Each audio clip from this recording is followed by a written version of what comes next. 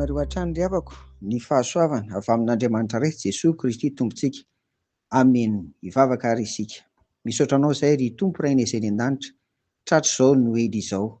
Faly ny fonay, koa dia ankasitrahanay indrindra fa anisan'ny miara-mifaly amin'ireo mpino kristianina rehetra maneran'izao tontolo izao izay mahatsiaro ny nahaterahanao Tompo.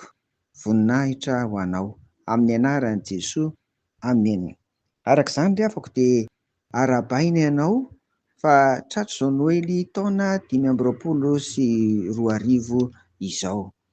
Teraka ny mpamonjy sy mpanafitra antsika olombelona, koa andeha ry havako ny Lioka 2 andininy 9 ka hatramin'ny 14 fa tsara nefa io raha toizana hatramin'ny 9 satria io no mofinaina ho zaraina amintsika amin'izao krismasy izao.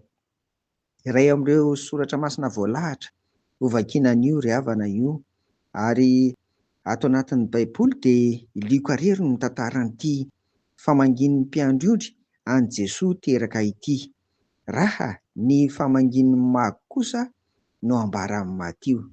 Andeha ary ho vakiantsika amin'ny anaran'i Jesosy ny Lioka 2 andininy 10 sy ny andininy 14.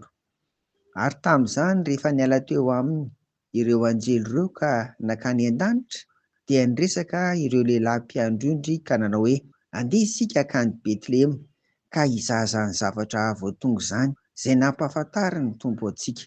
Dia nandeha faingana izy ka nahita an'i Maria sy Josefa ary ny zazakely nandry teo am-pihinanam-bilony. Amen.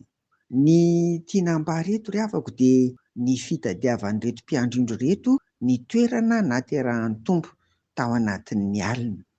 Ny mpiandry dia olona tsotra, tsy dia manana eo amin'ny fiainana andavanandro, ary azo ambara fa sahirana azy, tsy dia misy mpihevitra loatra izy ireo. Lioka anefa dia mampiharihary fa ny olona tonga nitady ny Tompo voalohany dia ireo tsy misy mpijery sy mpihevitra akory eo amin'ny fiainana. Faharoa, ireo sahirana tsy manana kianteherana amin'izao fiainana izao.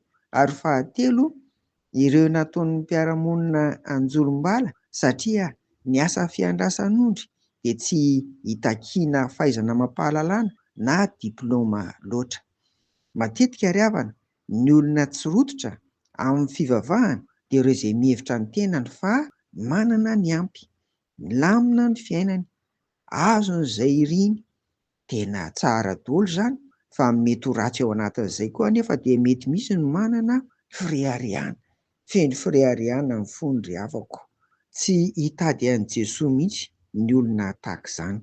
Ireo feno fanetretena tahaka amin'ny mpiandry no mitady an'i Jesosy, na dia ao anatin'ny alina manahirana azy. Ry havana, amin'izao fiainanao mandalo izao, amin'izao mbola fahavelomanao izao, dia aza mialana e! Raha tsy mahita ny Tompo ianao, raha tsy nihaona taminy tahaka ny reto mpiandry reto, aza mialana ry havana. Fa raha tsy izany dia mety handalo fotsiny eo amin'ny fiainantsika izao noely izao. Mety tsisy kory vokatra antenaina, indrindra amin'ny lafiny ara-panahy ho antsika ao anatin'izao noely izao. Koa ataovy miavaka ry havana, ity krismasy taona 2024 ity, tena hitadiavanao an'ny Tompo ary hihaonanao amin'i Jesosy Kristy. Dia mirary ary izay krismasy sambatra ho anao, miavaka noho ny tamin'ny taona lasa rehetra amin'ity anio ity. Dia ho an'Andriamanitra irery ny voninahitra. Amen. Mivavaka ary isika. Engane ry Tompo Raina izay eny an-danitra, amin'izao androm-piainanay izao, dia mpanjaka ny fonay ianao. Amen. Ho aminareo ny fiadanan'i Jesosy. Amen.